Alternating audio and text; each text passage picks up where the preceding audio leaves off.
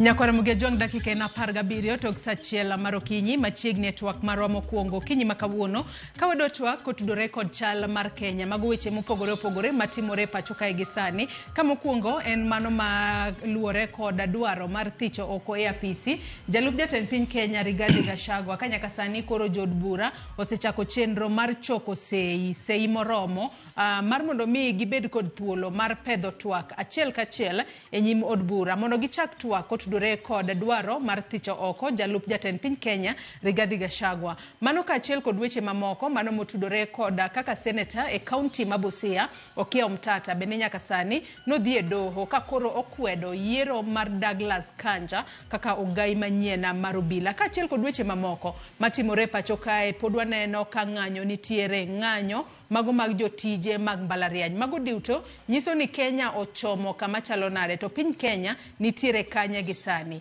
mane momiyo kinyi makawuono Nyakwara Mugiajwang antiere kod welo e studio marwa e county ma Nairobi ka mar mondo mi wabed kod twak mong'et wang'iane ni dwaro mar thicho oko Rigathi Gachagua bende en dwaro mabro nyago lemo kosen mana gino mabro bedo kitimore to kochopo od bura kacha to jod bura bro goe piny kosango mabro bedo katimore ka achiel kod weche mamoko omiyo chako tudri kodwa kochakore sani namba mar ote machuok 33600 kaka pile mbui maro mar Facebook ibiro yudo wa achiel kachiel Ramogi TV X @Ramogi TV an bende nyalo tudri koda e Facebook page mara ibiro yuda Joyce Odur mbui mara mar X ibiro yuda @JoyceOdur_. Nyakwara Mugiajwang onego abed gi welo adek okinyi makawuono mak mana ni gi sani welo ariyo kende mosechopo e studio ka okinyi makawuono chak kodi Robert Nyasuna janon weche mag siasa oyawre ichiew nade okinyi makawuono achiew maber machiegni network erokamano ahinya kendo kawo thuolo ni mar moso Nyakwara Mogi duto te ni oyawre kamoro amora magintie machiegni erokamano Dan Nyibule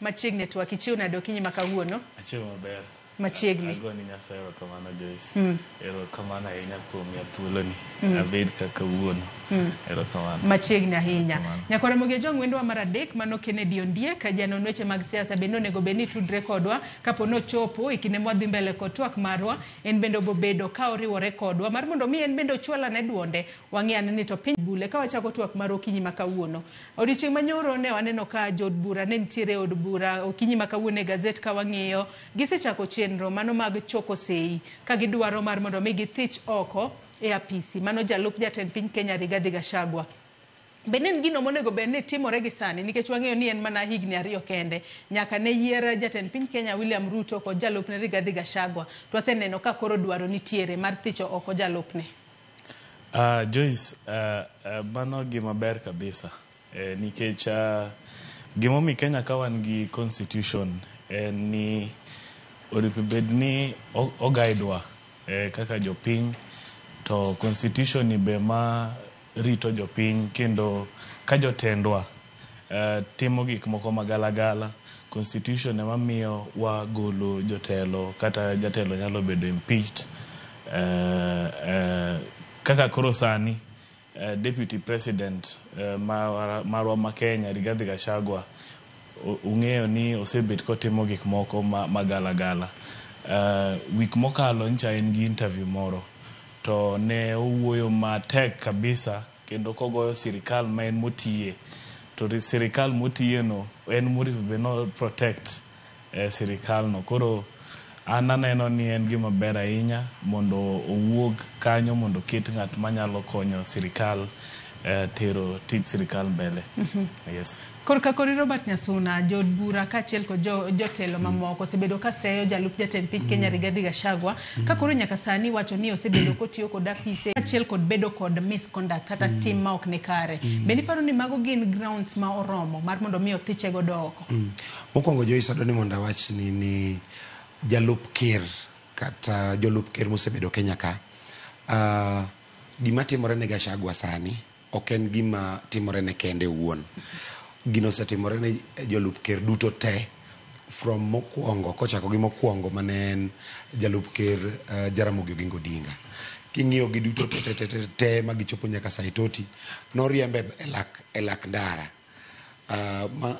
kendo ng'ini Saitoti ne osiep president Moi mane ok ing'eyo onyalo riembe Omiyo king'iyo history gima timore ne, king'iyo kata mana makoro ker sani Migosi William Ruto bende ywak mana ywak achiel. Omiyo ywak ma jolup ker osebedo ka ywago chakruok piny Kenya nyaka kawuono chalre. Omiyo kama Rigathi Gachagua nitie kiko par ni koro en gima timore ne en gima unique ne en owuon. Ok en unique kata matin. Timore to ka wadug wang'iyo grounds. Ing'eni kidwa gol ng'ato to nyaka many ne gimomiyo idwa ni mondo gole, bedo ni otimo kata ok otimo, to nyaka many weche miwacho ni koro wadwa goli, to wagoli nikech achiel ariyo adek. Lakini king'iyo conduct mare Rigathi Gachagua kaka deputy president, king'iyo kata mana constitution, en ng'at monego, en jaote mar president monego bed ni ioro gi president. Nyiso ni sama president pok oori to in onego bed ni iling' thi ma ok iwuo. Jomoko wacho ni deputy president ochalo spare wheel mar mitoka. Spare wheel ok ringi nyaka gole ni mondo ringi. Omiyo en odwa ni mondo ringi, odwa ni mondo ti, odwa ni mondo okete nyalo mano mitoka nyalo gore piny. Nikech mitoka onego bed ni bedo gi tielo 4. Ka koro mar 5 dwa bet to koro miyo tungni bedo. Omiyo grounds go eko gin gik ma political. Onge giminyalo wach ni nitie ng'eni ka koro idhi gole to koro gin evidence based. Tiende ni nyaka koro ket ratiro kendo ayanga adieri mar weche miwacho nego eko. Sani inyalo wach ni gross misconduct, insubordination, kata ni obedo ni ok oluoro jatende, obedo no wacho achiel ariyo. Lakini tuo ma tuo Rigathi Gachagua ok en tuo ne owuon, en tuo mar office. Office nango? Office, tiende niya, chakruok mar piny onego bed ni iling' thi. Ok iwuo, ok neni, iwinji, ineni anena kanyo to ok winji. Mane mana loso constitution mano keto kom mar jalup ker. Gimomiyo ket jalup ker en niya, kadi bed ni nitiere gimoro de timre ni ker onge, iwinjo to dodonji. Kata ka ker nitie to ker ema ore, en mana jaote, en mana ni nikech koro iluongi ni Your Excellency, nikech koro iringo gi bandera malich, koro gino donje wiyi, koro wiyi wil ni in jaote. Omiyo an advice mana nyamiyo Rigathi Gachagua en ni ong'e ni en jaote, to dhi obed mos, oling', orit ka ker nigi wach moro madwa wachone to mondo ogineni, mondo wachne. Kok kamano weche miwacho moketne ni magi richo motimo gin gik mabro dwaro evidence seche makoro impeachment, nikech impeachment process chalo court, nikech ing'eni kibedo impeached to nyiso ni kaluwore gi sheria mar Kenya ok ichak imul office mora mora mar sirikal. Omiyo en gima dwaro evidence ma ok en gima yot yudo, lakini being ni ma political process inyalo yudo ni kendo ginyalo wacha to gino dhi adhiya kala kamano. Mi yud ka koro Rigathi odhi mana dala. Luwore ni idwa no gole, be ker dwa ni mondo gole, kata jo Kenya oriwore mondo gole, kata bunge oriwore mondo gole, kata ooyo. To bing'eni abwoga. Kinde mosenya kuom ng'adi, kinde mane olok katiba, mano kuwuok e katiba machon makoro wabedo kod katiba manyien, mano mar higa mar 2010. Wang'eni chon ne wantiere kod vice president, sani wantiere kod deputy president Gibule. Bendi paro ni vice president wang'eni jatend piny ema ne yiero, kose yiere to ene makoro wacho ni oseyiera we akaw ng'ane watigodo. To deputy president sani koro waneno ka giduto yiero gi kumoro achiel kaka package. Nyaka sani nyalo bedo ni podi mane midhiero ma wantiere godo kalure ni kinde mang'eny jalup jatend piny Kenya kinde mang'eny ojaneno ni okete tenge, nikech wang'eyo ni midhiero makamagi ochako nyuolore ahinya tok ka jo ODM nosedonje sirikal. Ema koro waseneno ka Rigathi Gachagua wuok oko kowacho ni en koro jok mok nodwa, jok man akera luongi ni joma ne onge shares, nikech nowacho ni sirikal ne shareholder joma noyiero gi emibo bed ka imiyo lemo. Sani koro nitiere lemo. Iparo ni komno mano mar deputy pod nitiere kod ng'ikruok monego bed ni iyango tij jalup jatend piny mondo kik wane tungni moneno sani da. No, ano kapar ka ni nitie gimoro bed ni loko, nikech ing'e ni kombegi kata ka gin offices to dhane mabeti kombego. To office ka office, it depends on ni ng'ano chal nadi. En mana ni, for example, okide koro kaka mar Rigathi Gachagua ni, it is happening so soon. not because ni office no rach, but because ene morach.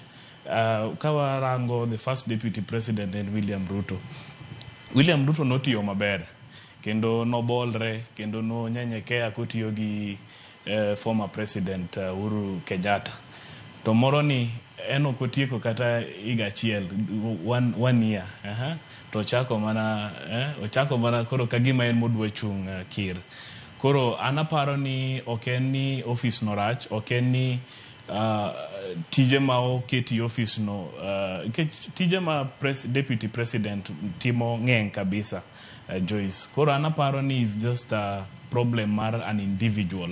Nikech nitie kata i Kenya sani, jo Kenya ng'eng, we are almost 45 million Kenyans. Kata ananyalo be deputy president. To ka bedo deputy president, to kanyal timra kaka Rigathi Gachagua timre. Yes. Koro ananeno ni office no ober kendo ber ni kecha okonyo ker nigi tije mang'eny kabisa, lakini koro shida en joma imiyo offices go. That's why idwa gole to kun office no dhi dong' nono, nitie ng'ama dhi beti office no, to ng'ama dhi beti office no be kotimre marach to be igolo, to kotimre maber to be obet abeta, mana kaka nitiere deputies kata i our county governments. The deputy governors mosebet governors for the last 8 years, like Kisumu, Thurwa Kocha. One deputy governor mosebet kanyo ko bolre kabisa. So it is not about the office, it is about the person.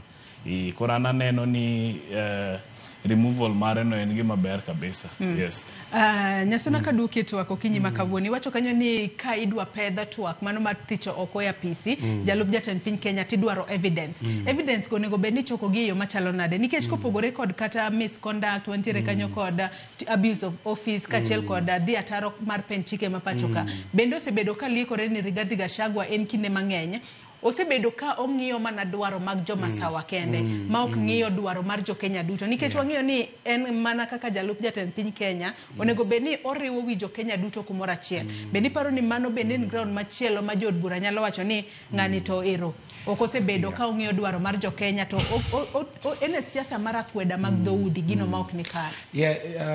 Presidency nikech Rigathi Gachagua nitiere gimiluongo ni presidency tije mokwongo en gimiluongo ni national unity, a symbol of national unity. So ni en ranyisi mar riwruok mar jo Kenya. Kiparo ni ja Kenya en ng'ama chalo nade, king'iyo Rigathi Gachagua to nego bedni nene kaka ng'at ma nyalo kelo jo Kenya bedo gimoro achiel.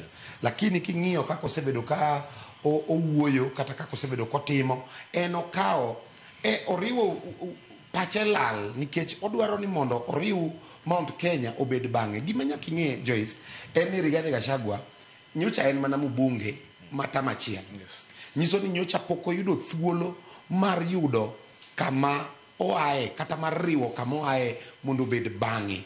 Koro otiyo gi thuolone mar bedo deputy president kata jalup ker niendi mondo oyud kuma oae kong'iyo go mbele. Nikech ineno siasa ma Kenya ka kigoye iyudo ni kidwa ni mondo iyud komoro maduong' to nyaka ikwong iyud ni iyakani iriw chien obed bang'i korka ing'igo mbele. Koro gini chache nikech iyeno onego bed ni oriwo Kenya mangima to iyeno bende odwa no bed ker kata en gi wang'e ng'iyo mbele to odwa ni mondo riw joma sawa gi mondo obed ng'eyo. Koro gino koro mi iluongo ni conflict of interest. En conflicted tiende ni pache lal kako timre bage mano koro ground maduong' mar kone niya in kidwa riwo jo masawa kata jo mountain mondo obed ng'eyi we kom mar deputy president nikech kom mar deputy president ni dwaro ng'at ma nigi wang'e kamora mora. Ok onego bed ni okwedo Kenya mangima. Lakini Joyce kaduki chien matin Rigathi Gachagua nigi tabu. Gimomiyo en gi tabu okawi oketi jalup ker. Kaeto ineno mbele kacha president ochako riwore gi jomoko mabe koro miye ngufu maloyi. Koro ing'eno Warren to timra nade nikech wan moncha waweni wamako ng'ani wane wajolo ng'ani wamiye ngufu. To jakom Raila Odinga be koro donje gini. Koro ing'eni gini bago Rigathi. Ema miyo koro kete ni koro nyaka ringo dog dala odhi okaw joma sawa ko kete ng'e moriwre go mondo duog e mesa nikech siasa en mesa sa asaya motim yiero ma yiero rumo ji ng'iyo the next election eming'iyo ni to ere kaka wadhi yude. Koro kwano ni pod bago Rigathi to nikech udwa ni mondo bed deputy president oriw Kenya to ng'eye bende jakombe osedonjo ka koro relevant mare koro bedo matin. Omiyo ground mar national unity noendo dhi nyalo miyo ikawe ikete kando, lakini kaka nasewacho tuo matuoe onge jalup ker moro amora Kenya ka mak mana wawach kata ni maybe Mudi Awori manosebedo ng'ama ng'ongo manoseserve mane onge wacho onge gimodwaro kendo omiyo en manotiyo gi kwe motieko. Ka ok kamano jolup ker duto te iyudo ka kata mana Kalonzo Musyoka ka nochopo dakika mogik kana giriwore gi Kibaki nowach ni idhi miye kochopo mogik to koro iwinjo ko ywak mowacho ni jogi owuonda ngeche nokone kana giriwore in 2007 2008 ni idhi ene makoro idhi bedo supported mondo bed president. Kochopo 2013 jogi obage omiyo Uhuru Kenyatta. Omiyo en kama pote apata osebedo katimore mang'eny kabisa. Omiyo gima timore ne Rigathi Gachagua is not unique to Rigathi Gachagua. En mana ni koro oyudore situation noendo obro ng'iyane kaka okama, lakini mawach kama Joyce duto ber ne Rigathi Gachagua. Koriembe ber ne politically nikech odhi dok ywak mang'eny moloyo kaka koro mano koriembe ko bedo impeached ko se ko resign kende nikech iwacho ni ko bedo impeached to okonyal bedo e kom moro amora mar tele pacho kae. Koriembe okodok dala be pod inyalo yiere kaloni nyaka sani adira osebedo kotemo dok Masawa nikech ne waneno kata ka Jeremiah Kione wuok oko kowacho ni Rigathi Gachagua osebedo kariambo ni ne osekware ng'uono kod Uhuru Kenyatta to onge ng'uono moro amora mosemiye.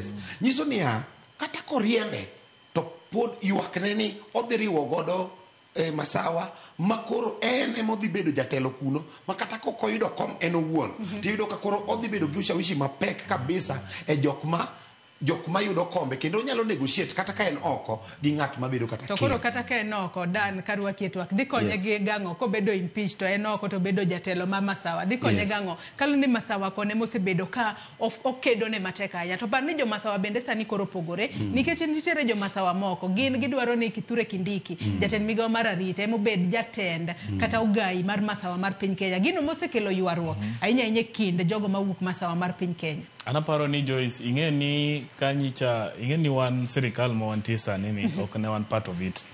Wan wadonjo mni sirikal nyicha to ka wang'iyo kata ka wawinjo gik ma joma ne ni sirikal wacho kaka nyicha wa Mchomba aparo ne MP Kiambu. Nyicha MP ma Kiambu no ng'iso kata ne wacho kaka Rigathi Gachagua no end up being a deputy president. To ing'eni kaka nawinjo ko wacho ni kaka ji ne dwaro kata jotelo ma wuok kuche kono ne dwaro ni ne gidwaro Kindiki emobed deputy president. To ing'eni gima thago gi en gima be thago ka luo nikech okine ka ne owacho ni ng'eny jotelo ne dwaro Kindiki emobed deputy president, lakini nitie jok moko ariyo adek nodhi owacho ni wanodwaro Rigathi Gachagua. So anaparo ni gima thago koro sirikal mantie sani en gima be jathago ahinya yiero ng'at ma jalno ma jok dwa tiyogo. Yiero ng'at ing'eni sama yiero ng'ama jok dwa tich bet matek matin. Koro anaparo ni Rigathi Gachagua mondo jibe jotelogo ne bed nok dware nikech ing'eni jogo no bet kode bunge higni 5 to ne gin colleagues ne gin political friends gin jo moseng'ere. Rigathi Gachagua despite ok ne en bunge ne en personal assistant ma ker machon ne en ng'ama osebet siasa wadgi ne en governor ing'eyo koro ok en ng'ama ji ne okia ne en ng'ama ji nong'eyo koro mondo ji ne wach nok dware ji ne wacho ni ok dware koda reason. To some of those reason one kaka koro jok ma be ok nong'eye nikech an ang'e Rigathi Gachagua ka okete no bed deputy president.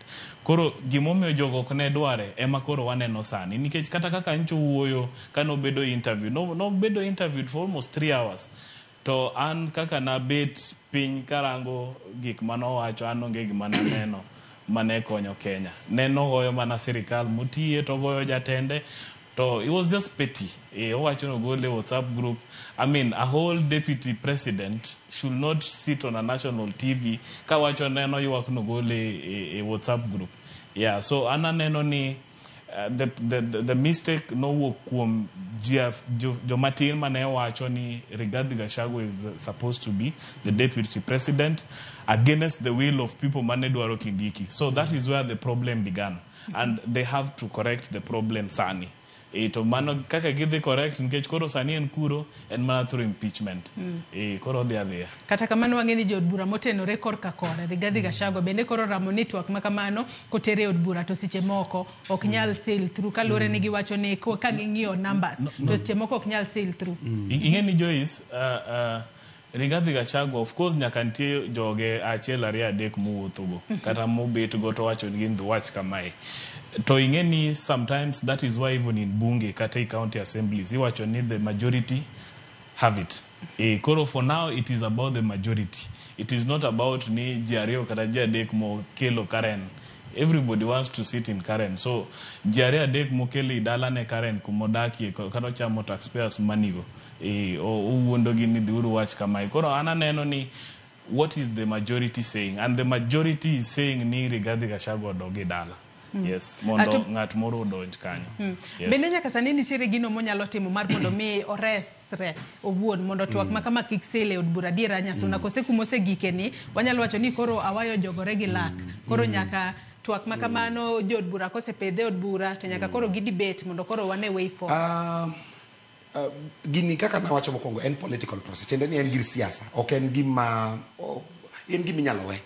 Kisiasa en gima onyalo luongo onyalo go kata simo ne president to kono ne president wabed piny wawuo mondo wang'e to nyiso ni dhi koste dok chien no endo dhi miyo olal mang'eny nikech dhi lale nikech nyaka owach ni aweyo weche mang'eny masebedo kawacho aweyo kata gombo na mar bedo ker aweyo kata pogo MPs mawuok Mount Kenya kaka sani koro nitiere MPs mawuok koni kendo mawuok koni makosa mane Rigathi Gachagua timo ne en kane gidonjo giriwore gi President Ruto to ne ok odonjo gi chama mare en ne gidhi magidonjo kacha magibedo ni koro gin jo UDA duto koro odonjo kacha cha to oonge gi mitoka mare monyalo ringo go kochiko go yiero omiyo kanyo miyo en matek sani ndio onyalo dok chien lakini dok ne chieno ok dhi thiedho tuo manitie nikech gisechwanyore neno koketo sani oketo wabunge gego eko kata jogo maloe yanyo ker kendo wacho weche maricho kendo weche madongo ewi ker kabisa giwacho nyaka ni ker ne okoyomo ni kadipo ni gitemo golo Rigathi Gachagua to wabro wacho nyaka ni kare kaka yiero notim omiyo gino koro poth ka jo is poth ka koro dhi kuma koro ayo jogo regila mane wacho cha makoro dok chien Nuaneno kata mana President William Ruto kane gi yware gi Uhuru Kenyatta. Ne gichopo kama koro gima timore no otimre nikech ambition benitie. Ng'ato beneno ni kadok chien tarumo.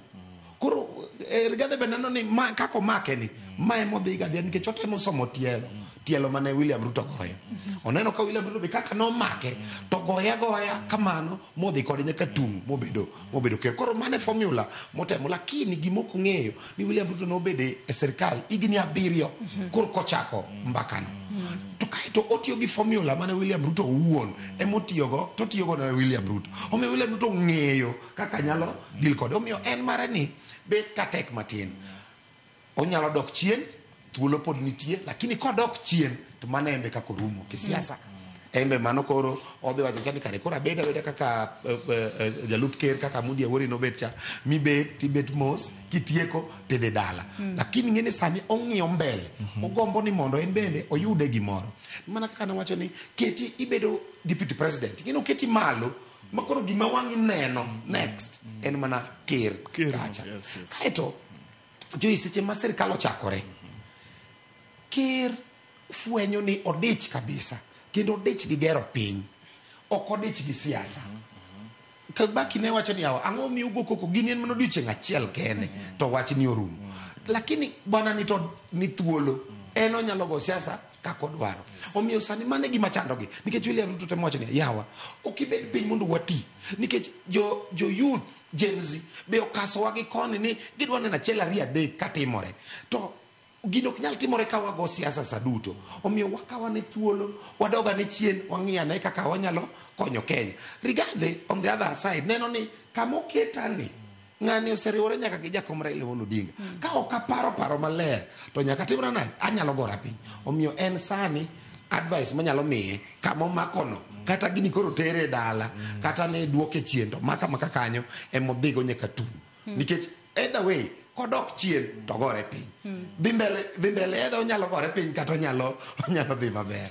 Kamano. En koro wanyalo wacho ni en tu ka bahati nasibu. Kodok chien kodok chien to hinyore nikech kodok chien to rumo. Jok maluwe ka be koro dhi kone ni nyise kawa miketwa ma wakinyo president. Koro idhi wewa kanye. Koro en onge kuma koro nyalo dhi en odhi mbele. Lakini sani William Ruto aneno ka gini dhi buoga lakini dhi weye ok odhi dhi dala nikech wadwar as a country sani wadwaro stability ok wadwar tungni kisiasa kendo nikech seche migole makoro igole modhi dala nyiso ni koro en lweny nyaka 2027 kata ka koro ok obedo ker kata ok obedo gimoro to nyalo ka omano kaka koro sigu mondo omiyo neni gino to bende Rigathi bende kine goli nyaka WhatsApp mar State House nyiso ni nitiere gik misetimo kata isewacho kata nitie kaka itiyo gi weche miwinjo kanyo e yo ma ok kare. Omiyo mane mamiyo neno koro ker kete kando nikech samoro tiyo gi weche gi kisiasa o tiyogo kata mana weche ma gine ma ging'eyo gik manyocho timo gi information yendi to nyako dog chien mondo ng'ini antiere kanye awuotho nang'o ogo kwande maber mondo ng'iyane ni to 2027 dhi bedo kode nani. Kinde mang'eny wasebedo kwaneno ka Rigathi Gachagua temo mar mondo mi odoge masawa mar piny Kenya kendo temo matek mar mondo mi olosane kwe kinde koda mane en jatend piny Kenya Uhuru Kenyatta. Tadiera kinde yiero mar higa mar 2022 nwaneno kaka nobayo dhoge ne mane en jatend piny Kenya Uhuru Kenyatta. Ang'o momiyo sani koro temo mar mondo mi obolre odoga e tie Uhuru Kenyatta mondo gilos weche kata bedo ni sani koro liekore ni pok giloso wach mora mora. Nyalo bedo ni mane en jatend piny Kenya Uhuru Kenyatta bende nitiere kod influence moro manyalo determine future mar Gachagua e weche gi mag siasa dan.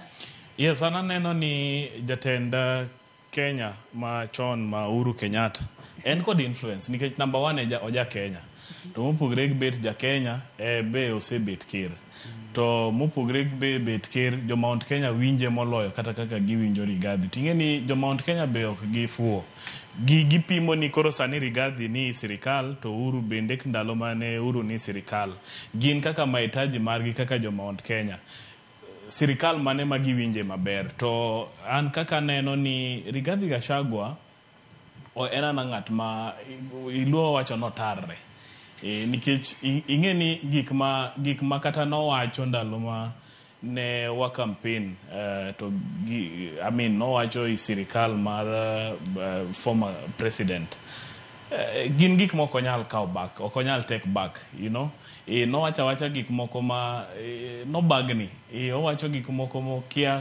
kia mbele kata chien gi no kanye wuoya nikech koro ji wuoyo to ing'e ni abaja siasa Joyce ing'e ni seche moko ji wacho ga ni siasa en siasa lakini anyalo wacho ni Joyce ni nitie gik moko ma ka ng'ato wacho ni to kata bed ni ja siasa machal nadi o wiyo ok nyal wil inyalo temo mondo wiyo wil lakini wiyo ok nyal wil mana nyaka itho koro kata otem sani no dhi wuoyo gi ker machon Uhuru Kenyatta ok apar ko Uhuru Kenyatta wiye bro wil kod gik ma Rigathi Gachagua ne wacho kuome to bende ing'e ni seche moko jotelo gi ok en ga about jotelo kendgi jotelo gi be gin gi joma luwogi kata joma luwo bangi Uhuru Kenyatta nigi kaka koro kioni giri jok ma podo still believe in him ma kata ka bed ni Rigathi Gachagua temo donje jatend gi momiyo kioni nyowuok matek to wacho ni onge wuoyo ma gise wuoyo nikech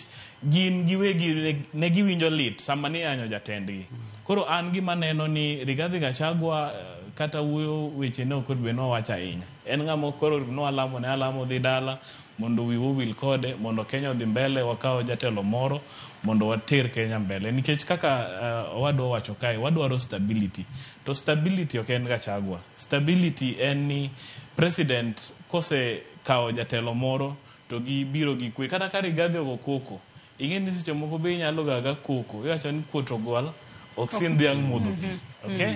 Ya, koro nyalo gaga koko to Kenya to dhia. Nikech Rigathi Gachagua sani koro kata kogole obed deputy president. En mogole, ok ogol Mount Kenya.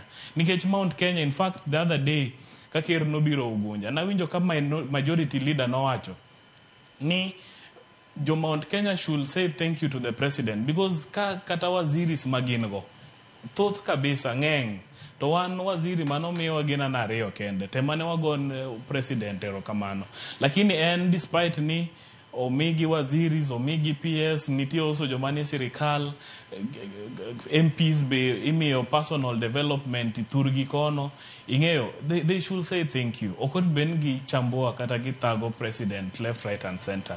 So an gima dwa wacho ni kae Joyce be nikech abe awinjo ka Rigathi wacho ni winjo ground. Abende kaka ng'ama be ni wuotho koni gi kocha abe winjo ground. Sani kata kigolo Rigathi Gachagua, I can tell you no Mount Kenya bro we timo halane nidhi gore ndara nikech ogol Rigathi ok pidhgi. Rigathi is just there doing his job. Odak Karen kende kose odak kod jo Mount Kenya. Odak Karen kende, odak gi nyithindo, odak gi chiege. Okay? So it does not mean kogole kanyo nto koro ni jo Mount Kenya koro dhi chungo Kenya. Mano paro mok kik wabedgo kata matin.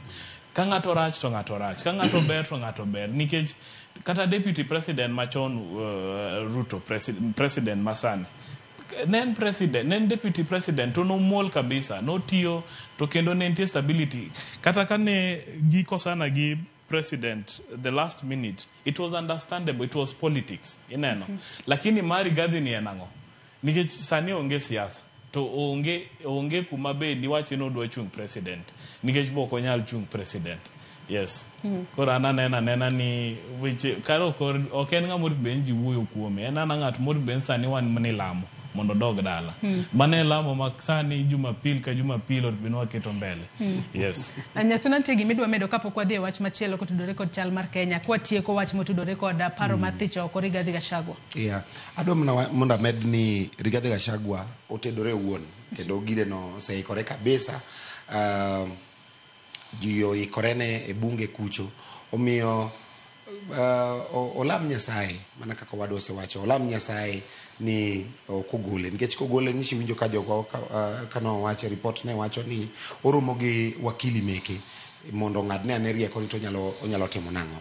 Inyalo gole onyalo dhi e doho mondo do omed kete kanyo, lakini koro lama ne Nyasaye ong'iane kuma wachne no nyalo chope. Kata kok kamano to wuogi president mondo okwang'wono mondo gino dog chien kik gole kamano. Adwa no aket tenge weche motudore kod paro mar thicho oko ya PC jalup jatend piny Kenya Rigathi Gachagua mar mondo mi wang'iane weche mamoko matimore pacho kae mano kotudore kod kaka doho mamalo noyie kwayo mano mar senator e kaunti ma Busia Okiya Mtata mano mar winjo mapiyo bura mane ochwalo mano mar kwedo ogai mar obila manyien. Wang'eni Douglas Kanja emanyocho chamo muma kaka ogai manyien mar obila. Nyaka sani koro Okiya Mtata lieko ni Douglas Kanja noyiere yo ma ok ni kare. Nikech wacho ni lemo mar bedo ogai mar obila nonego beni iweyo thuolo ne jo Kenya man kod dwaro mondo ochwala kwayo margi. Kata kamano bendi paro ni kaluore ni dono se chiwo tarik mano tarik 15 dwe mar 10 mar mondo mi owinj bura makamano. Bende en gino manyalo bedo revoked adiera Dan kachako kodi to bende kwang'iyo kaka ogai mar obila no yier bende no yiere e yo makare kaka oyangi kod pen chike mapachoka. Joy sana neno no yiere yo makare momiyo tiyo sani. To ing'eni senator Mabusia Okiya Mtata ok en ng'at manyien i doho, en osiep doho, en gi doho gin owete. Koro ing'eni nitie gik mang'eny mosegabet kodhi owachi doho ni obed stop tang'o, lakini ing'eni seche moko as much as ni nyaka waluor gima doho wacho, Kenya nyaka sud mbele nikech ing'e ni position ma koro Douglas nitiere no, it's a sensitive position ma it cannot just be vacant like that. Koro ananeno ni the fact ni bila no otiyo, ananeno no wea oti to kaka be no yere no be ni kare nikech ne be no yere e yo mokare okapar duonye ni office. Koro ananeno oti nikech Kenya need to move. Yes, okonyal everything ni beda stopped. Mano onge gima nyalo timo Kenya kae. Koro ananeno ni obeda kanyo oti. Yes. Robert Nyasuna korka kori paro maro Okiya Omtata ni nonego be ni iweyo thuolo ne jo Kenya man kod dwaro mondo chwal kwayogi e bedo gai mar obila kata kamano no kwaneno kamano timore. Jatend piny Kenya William Ruto ema noyiero Douglas Kanja kata nowalo Douglas Kanja kaka ogai mar obila. Nogoye kogno kod mano duol mochung'ne ng'iyo kaka obila tiyo kae to bang'e jod bura bende ogoye kogno bopuodhe kaka ogai mar obila. Gipacha onge richo ma President William Ruto notimo kuom yiero nikech noluwo sheria. Onge sheria ma ochune ni nyaka gisani onge sheria mochune ni nyaka gino bed ni ikete ne jopiny kaeto gimo Okiya Omtata wachono. In fact, Okiya Omtata ok ping yiero mar Kanja kaka jatelo mar polis Kenya ka. Opingo constitution, opingo sheria ma president notiyogo. Omiyo Okiya Omtata ng'ado yien gi ewiye malo. Gimonego tim ka en kod paro machalo kamano to nego o sponsor an amendment e parliament ma amend chik sheria ma wacho ni koro kiyiero jatelo mar police IG to nego bedni iyiere gi a larger participatory process. Tendeni o yawe ayanga malach mondo ji mang'eny nyalo apply mondo jotimre nade odonji, lakini mano onge e sheria sani. En challenge sections mag sheria. O wacho ni sheria okotimo maber. Nyiso ni ong'ado yien gi malo nikech gimonego tim en onego kuongo odhi e bunge mondo olok chik nikech sheria ilose bunge. Kose lose bunge korka itiyo kode. Omiyo kata ka bed ni pache paro ni process manotigo ok ber, to William Ruto okoluo process marach, oluo mana process mantiere according to the constitution. Nikech odhi through parliament, obedo vetted e parliament. Mane kaka sheria wacho for now sani. Omiyo onego bedni odoge bunge, odhi suggest or propose amendments to the Security Act, kata chike magarita kwe ma Kenya ka okongo losgi e bunge mondi kaeto koro ginyalo bedo implemented. Otherwise en ng'ama samoro en gi kare moro mar tich otimo mana tije otimo mana tije. Koro gima wach kendo en ni gino nie do wawene do mondo otim proper interpretation of constitution kaeto gibro miyo way forward. Lakini kaluwore gi sensitivity bende mar office mar IG, aparo ni onego owe oti wadog chien walok sheria chieng' machielo kiloko kata IG machielo to koro wanyalo luwo sheria manitiere sechego. But sani onge richo according to constitution ma William Ruto timo kaka no yiero IG no. Anto nyaka sani tich mane marito IG mano ogai mar obila mar Douglas Kanja nikech nyaka sani wasebedo kwaneno ka obila osebedo katimo gigo ma ok ni kare. Wati kod ranyisi lalapoya nono mag jo Kenya, nitiere jogo ma bende nondhe ka bende odiochieng' manyoro kaluwore kod report manogol kod Amnesty International. Nitiere joma thoth ahinya manowito ngimagi e kinde ng'anyo mag rowere mag Gen Z. Nitiere jogo ma bende obila nondheyo wanyalo wacho nondhigi ataro mar chik kalore nok gin kata armed e kinde mane gin tiere e ng'anyo makamano.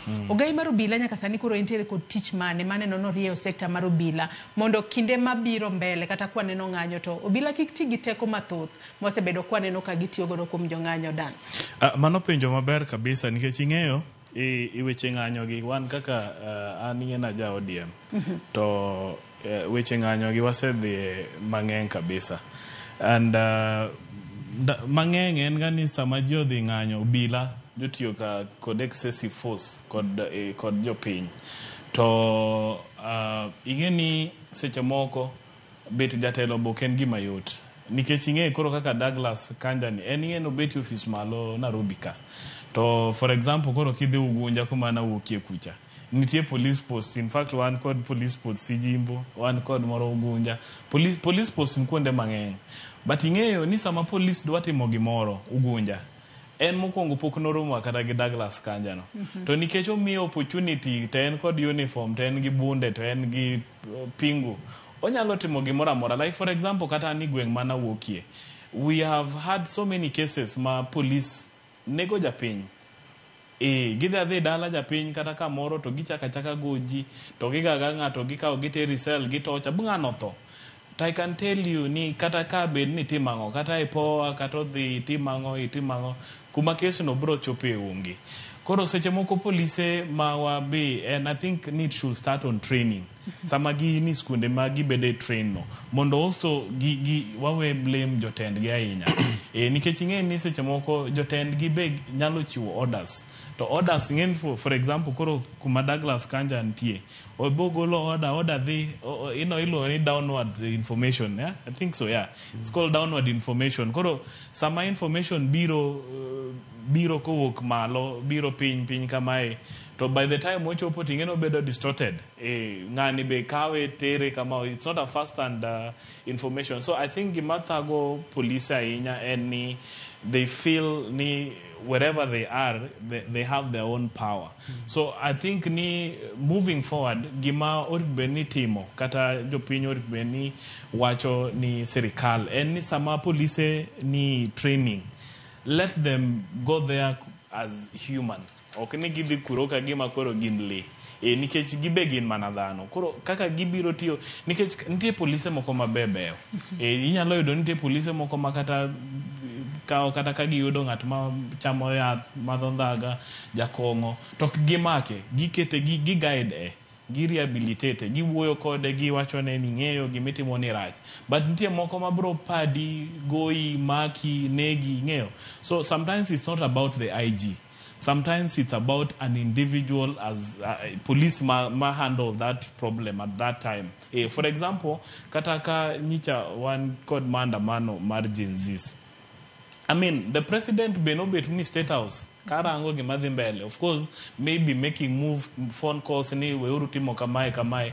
But ingeni by the time president was gimori State House, to ngato to ngibunde kai kata tiagas. Dongo se bayo ngacha. So sometimes it's not about the leadership. Sometimes it's what happens kod police kata police brutality gi. En mana police we gigo. Matimo gigo. Koro I think ni police wa should be human. They should know ni wanjo Kenya wate. To in case kaka for example kimia thuolo nitie issue moro ma nyathi university mbalariany moro manyicho go bua kaka ni neno ba tiende ne could not work, and was a multimedia university and he was crying. To that video one nene mana kaka be angeni IG kata president onene ko setimre. So what can IG kata president do? The IG can only now maybe recall police no tiwacho neni ng'eyo next time don't do this and that, ineno. Because be police no be maybe en frustrated. Ngeni seche moko be mana kaka jopuonje. Seche moko this school toka gaja at this school makate cannot ogoe nango, but it's just because personal frustration. So, and I think it is upon the individual as a police officer to handle a fellow Kenyan kaka ja Kenya wadu. It is not about IG, because kaka koro nyathi manigoyo cha nyathi cha not imango, nyathi cha ne ywak mnara tiche ineno to police mana nikech maybe eno oknado nikech police mabodhi school and kaka an relatives modhi school magin police. So it's not about ngato, but it's about dhano sani piny betek. Ngato neno ni ing'e no bena nindi oda kata tia beti office to inimia woki station. Koro ine shida na. Koro biro goyi to hinyi, tingeni ko se hinyi to oketho ngima ngato. Koro I think ni let police just be human. It is not about the IG. IG is not involved. It should start from the training. Kumagidhiga bede train no. It should start from the training. Nisamai handle japiny. Handle japiny ko dignity. Mai is not a terrorist. Koro sami handle japiny ko some dignity and koro gimori ben chakra. And then also I think once in a while also the police also leadership or ni bring police together kod jopiny also just to familiar mondo ging'ere ing'eni seche moko be dhano boluoro police mako ng'ato nenana polis kata kiwuotho e gweng kata kiwuotho e gweng gi mtoka gotieno to ng'ato koneni anena to paro ni in polis to wuok mana ng'wech ineno iwuok ng'wech nang'o to onge gi mikoso so aparo ni be luor mabe dhano kata jopiny nigo gi polise be ni rumo alafu polise dware no olos a personal nikech sama utiyo un gosiepno between rahia kod police I don't think ni gikailago kata gik mwaneno gi nyalo timre nikech kata sama ji dhiga e mandamano kaka jenzi ne ni mandamano polise go ne hinyre jenzi ok no medo sara polise donge no medo sara yes but jomage manomiyo police omedo sara en mana jenzi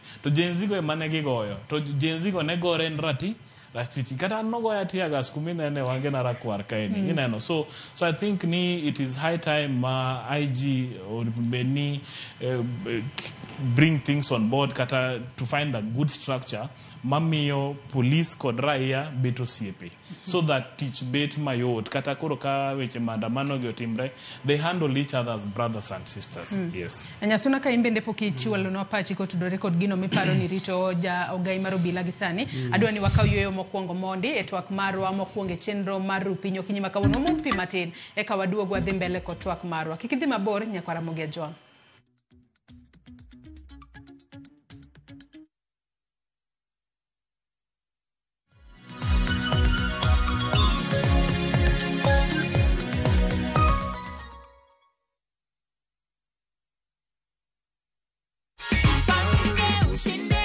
Wakati ulipigiwa simu ukaambiwa ati umeshinda 50,000 ulikuwa wapi na ulikuwa unafanya nini? Mimi ni mkulima, nilikuwa kwa sababu nilifurahia sana. Aya sawa shikilia check. Tunakuaga na the Jipange goodie bag pia. Unaweza nini watu home kulingana na hidro ya Jipange ushinde na visasa? Nawaambia tu waendelee na kucheza. Hata mimi natamani milioni 1 ama milioni 3.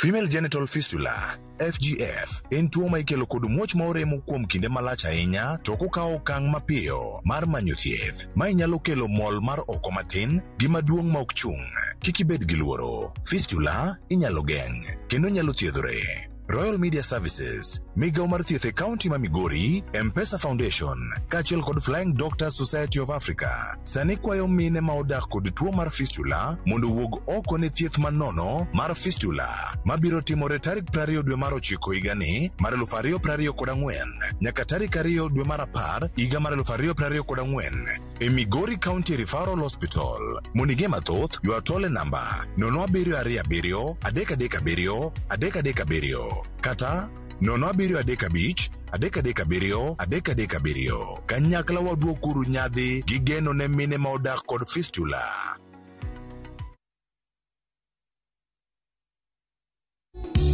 Nyasaye majalime, Nyasaye majalime, Nyasaye majalime, Nyasaye majalime. Mondi yud wenda mar Nyasaye majalimbe kaka skiza tinu mari D*860 *419#. Parnia Ramogi TV e od jowende duto.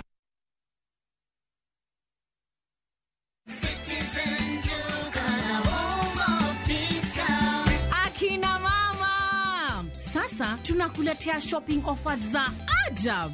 Citizen Duka, the home of discounts, inakuletea this week's discount na inatoka Jaza Supermarket. Jaza Home Brown Sugar 2 kgs, Jaza Home Tissue Paper 10 pack, Rina Vegetable Oil 3 liters, Jamaa Cream Bar Soap 1 kg, Jaza Home Long Life Milk 500 ml 12 pieces, Prestige Margarine 500 grams, 2 packets za Jaza Home Long Grain Rice za 2 kgs, Jaza Home Green Gram 1 kg, 2 packets za Soko Maize Meal 2 kgs, Fahari ya Kenya Tea 100 gram, Colgate Herbal Toothpaste 70 gram, Santa Lucia 400 gram, Toss Detergent Powder 1 kg, 2 packets za Ajab Home Baking Flour 2 kgs. Sasa, ukinunua hii package kutumia Citizen Duka, utalipa only 4,370 Kenya shillings. Mega *4 *87*5# na ulipie saa hii. Kama bado vitu ziko kwa stock, ukishalipa utapata confirmation message yenye inasema sasa you can go and get your products from any Citizen Duka counter yenye itakuwa kwa Jaza Supermarket yenye iko karibu na wewe. Unangojea nini? Imagine harakisheni kama bado vitu ziko kwa stock. Citizen Duka, home of discount.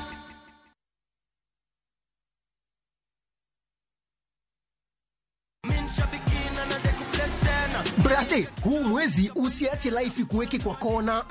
Kama hivi Shabiki.com tukupeleke na rada Boost account yako na 3 million in cash prizes on Shabiki Aviator. Kaza ndege yako to the highest multiplier, shinda 50,000 kila siku, halafu grand prize ya 350,000 Kenya shillings kila wiki. Runway iko so clear. Usiache pesa ikupite. Jiomoshe na Shabiki Aviator. Shinda 3 million in cash prizes. Not for persons under the age of 18. Authorized and regulated by BCLB license number 428.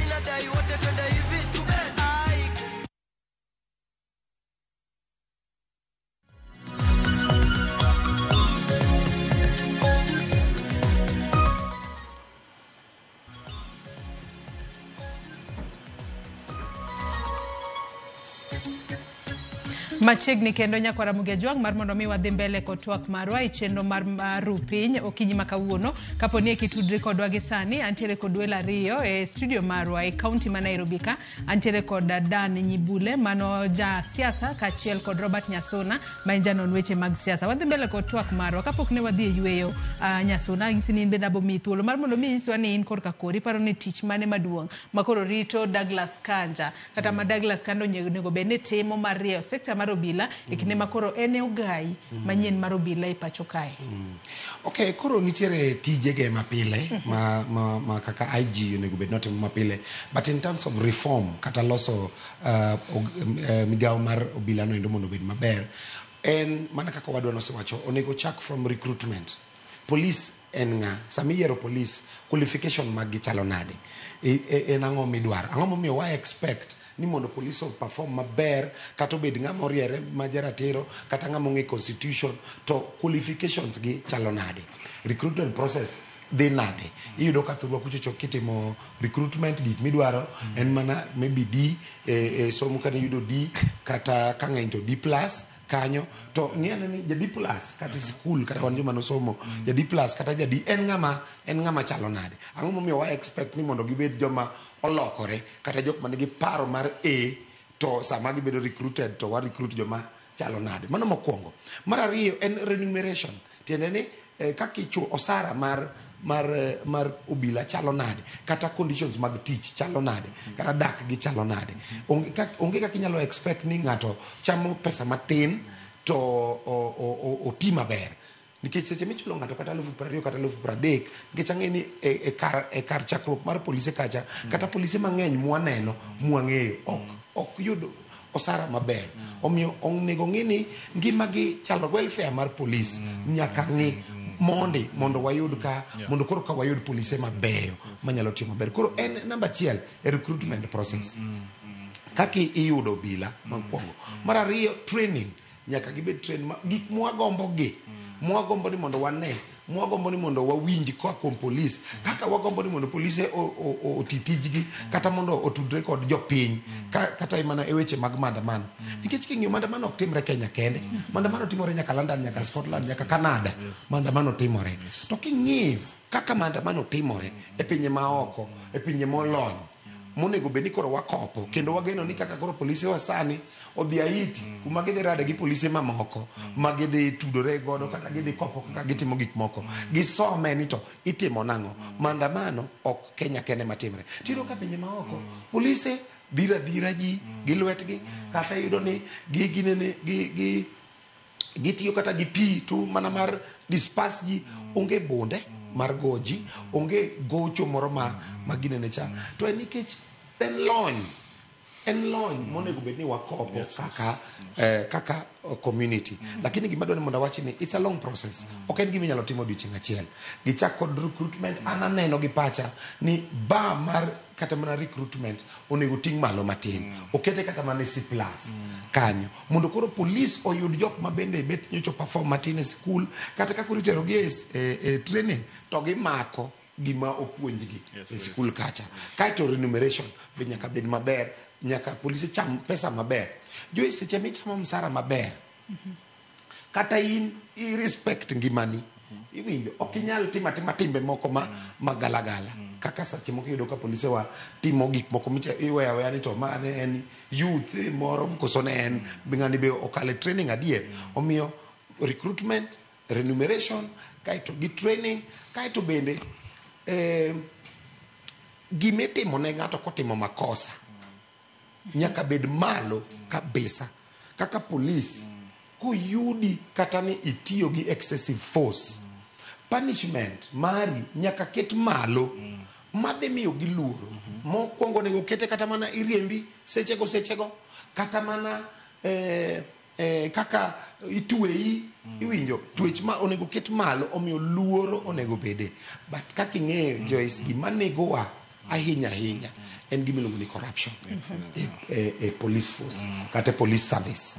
Omiyo mokwongo mana kaka ne awinjo kane uwacho gokinyi mondo idonje corruption chakore sama ng'ato donjo e police. To corruption niendi iyudo ni wan kaka nikech tich onge Kenya iyudo ni koro ikwayo. Kendo ing'eni ka ng'ato bedo police Joyce ok wach msara modhi chamo, ing'iyo corruption modhi timo e police. Very true. Kata seche mwa wacho ni ndikna wuoda ni obed police. Ok ipach kata ipachi ok par kata ni msara dhi bedo pesa di. Ing'eyo kaka jo Kenya osekete, ing'eni ng'ato kobedo police tasoya dwa nege. Isiwinjo kata kiwacho ni police kono jaore ni ket pikon kanyo abiro. Awuok matina duo. Awuok matina duo ket pikon kanyo abiro nikech ong'e ni kodhi adhienda to oseyudo gimoro.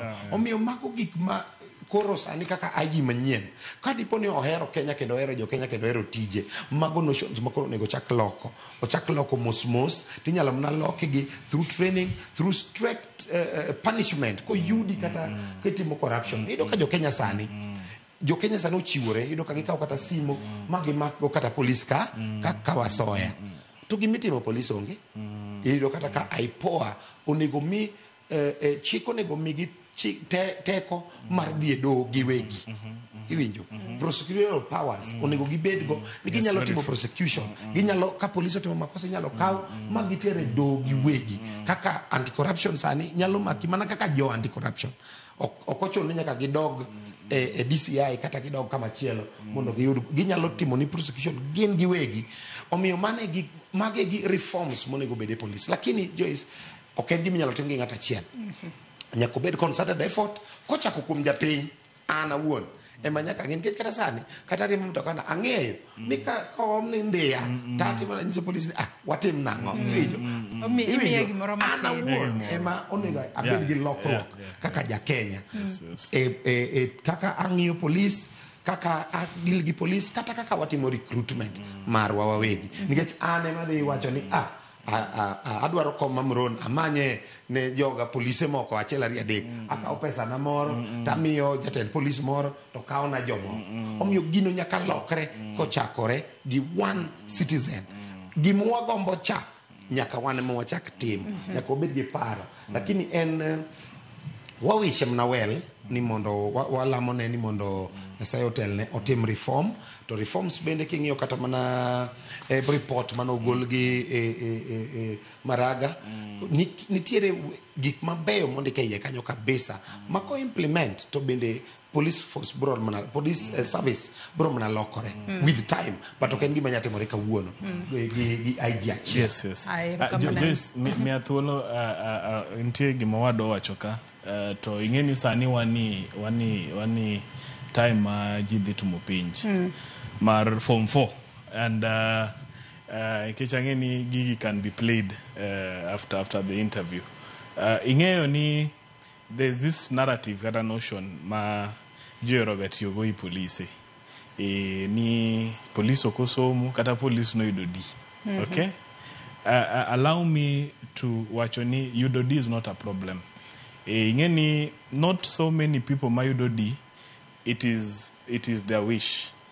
For example, kidhi kaka Kora Alliance High School kata Maranda, you will find ni joma yudo D in those schools gin joma tin kabisa. Not because ni jo mani school not teriek, but we are living in a country where it's not fair.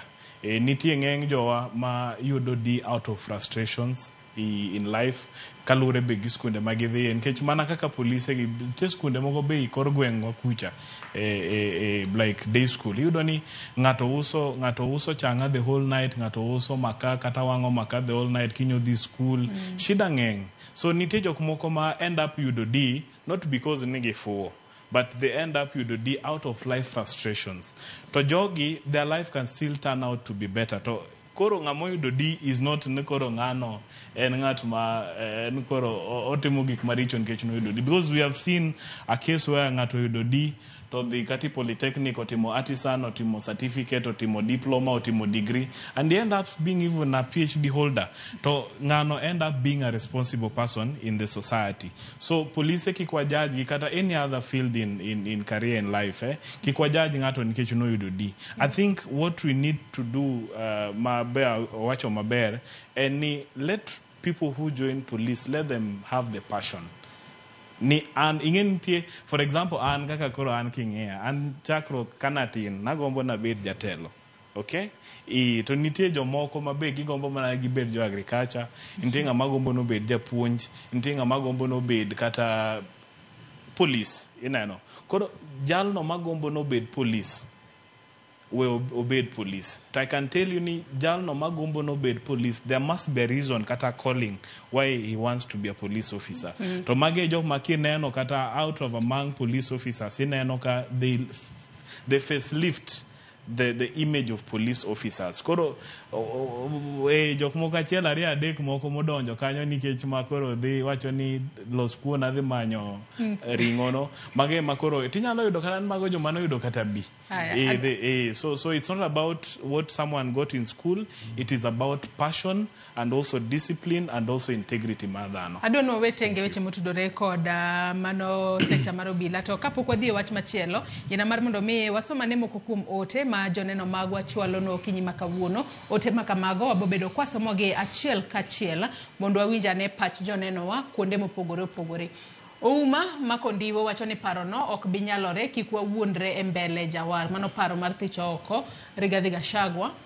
Honorable Byron Akiru watching live from Mombasa, and greetings to you, Joyce Odur, and and also to our visitors in the studio.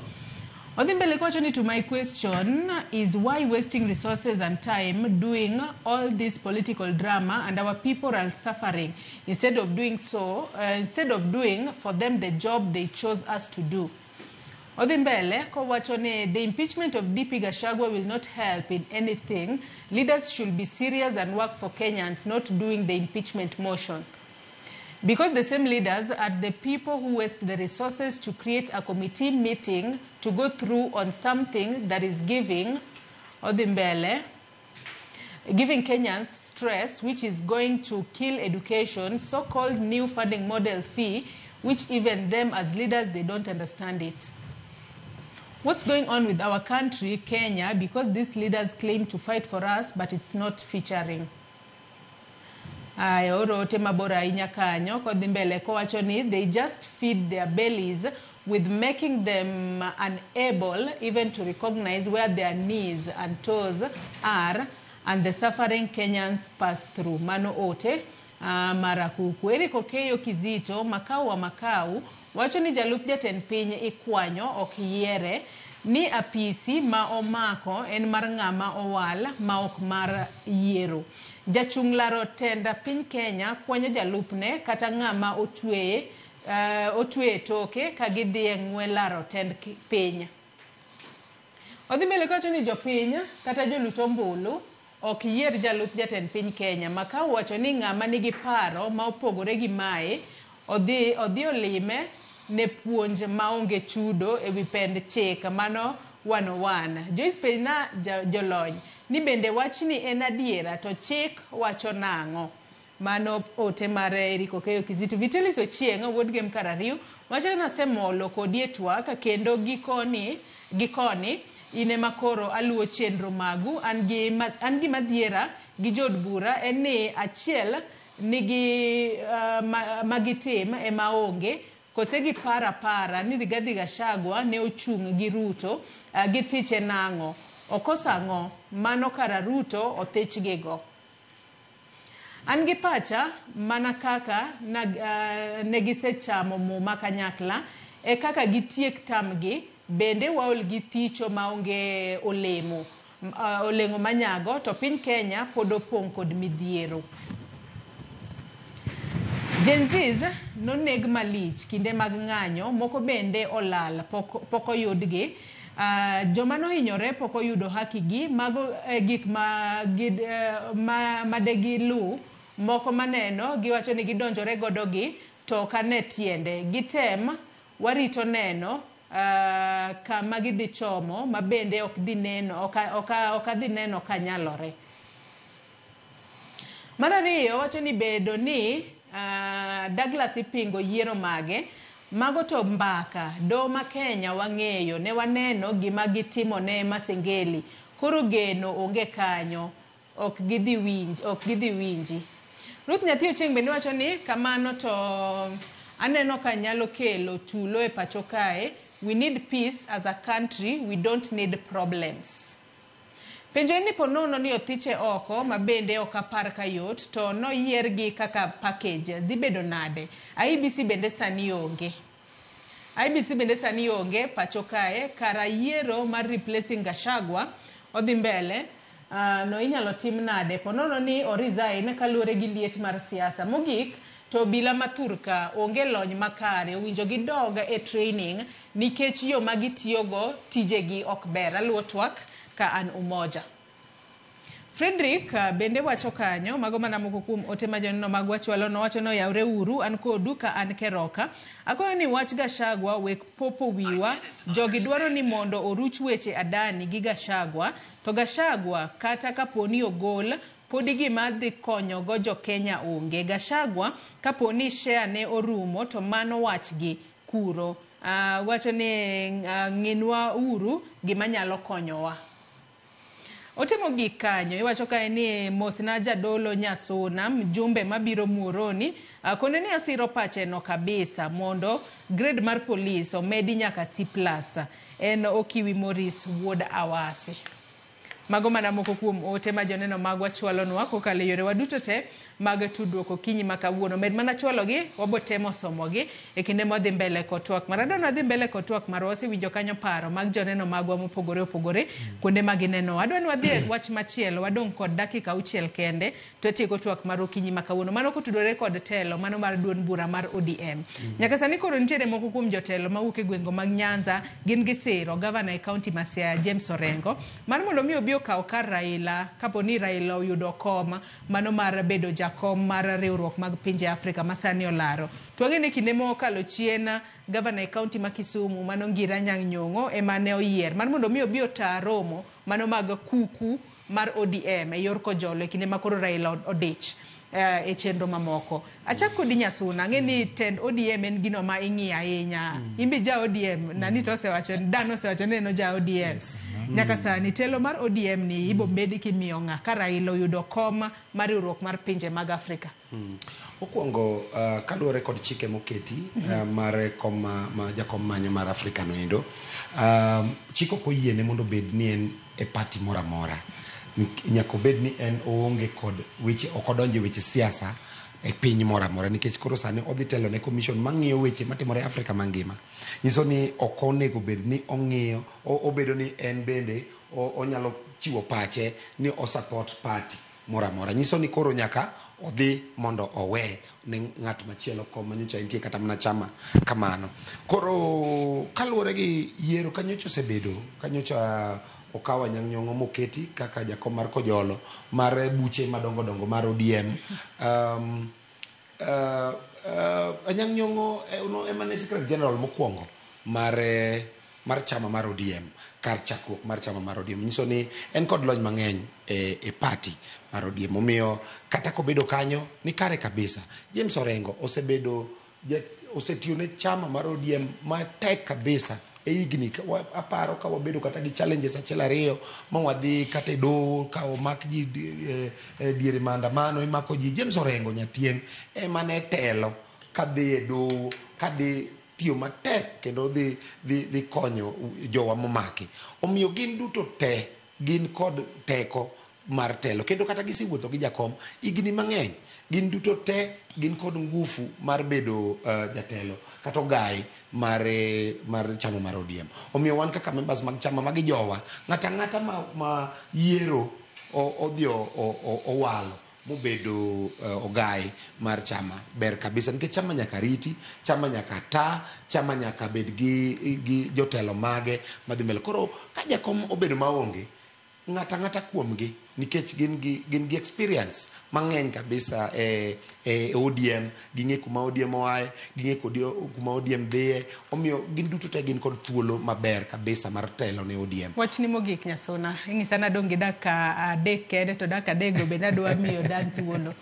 Wachna mogik en ni walam ne jakom Raila Amolo Odinga kendo kaka oganda wago erokamano kabisa ne Ker William Ruto kuom kawo koma jakom dwaro ni kaka mare kendo wuotho kode kaka sani entiere kode New York o introduce ne presidents nikech gini kom ni idhi go ombulu go gi kir mag pinje mopogore Afrika.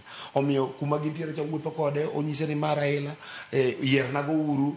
Omiyo wagone erokamano kabisa kendo kaka oganda kako timonwa gima ber kamano no en bende chieng' moro ka chunye gombo gimoro wabro ng'iye wang' maber. Erokamano Dan Nyebule pachiko tudore kod tendo ODM kachiel kod erokamano Joyce. Erokamano ing'eni wach ODM ni it's a very sensitive matter. And awinjo kaka wadwa wuoyo ing'eni wadwa ng'ama lich ahinya to mana kaka wacho wach jalup ker yiero kaka nodhi bo yier deputy president mai Kenya. At this time we are in a space ma kaka jo ODM we can either build ODM or break ODM. Okay? Koro an gima neno ni mana kaka asewacho ni seche moko ber ka ji winjo gima pach jopiny kata pach jo chama. Like I'm a live member of ODM and I've been a live member of ODM since I was 19 years old. Live member. So daher ni party wa odhi mbele. Lakini kaki iwache, awinjo kiwacho ni ng'eny ji dwaro ni James Orengo mobed party leader. To ing'eni kila ng'ato ka ng'ato nigi pache kaka ja ODM. Nitie jok mawacho kamano, nitie jok mabro dwaro nyong'o, nitie jok madwaro rengo, nitie kaka ji kaka wan mabro dwaro Opiyo Wandayi, nitie jo mathoth nigi paro mopogore. Koro an gima aneno ni jakom kochopo at the right time, jakom mosebeti position no, jakom bro ng'eyo ng'at ma kata jalno ma eno nyalo tiyogo, because it doesn't mean ni ka jakom odhi AU to koro ken ja ODM. Koro ng'ata ma jakom will feel comfortable with to work with as a party leader sama en otimo other continental duties. I think one kaka jo ODM wabro siro, whether en kata Wanga, whether en Nyong'o, whether en Orengo, whether en Opiyo Wandayi, whether en other people kata ken an, I think ni one kaka jo ODM wabro siro gima baba bo wacho nikech one gi ODM wacho ni gima baba wacho e final. Yes. Erokamano ahinya Dan Nyebule kachiel kod Robert Nyasuna kuom kawo thuolo mar okinyi ma kawuono mar mondo mi ubi watwag kotudore kod chal mar Kenya. Nyakora Mogia Jwang in bende agoni erokamano ahinya kuom bedo kodwa nyaka gisani mochopo e giko mar twak marwa mokwongo e chenro mar piny okinyi ma kawuono. Adona akaw na yweyo madundo gisani bang'e tibiro bedo ka yudo chenro mano mar pogore mikelo ni kanyo kod nyawadwa Sharon Ong'ao kama bang'e nyawadwa George Bati biro bedo katai e twak e chenro mar mbako romo. Riti masani nyinga Joyce Odur.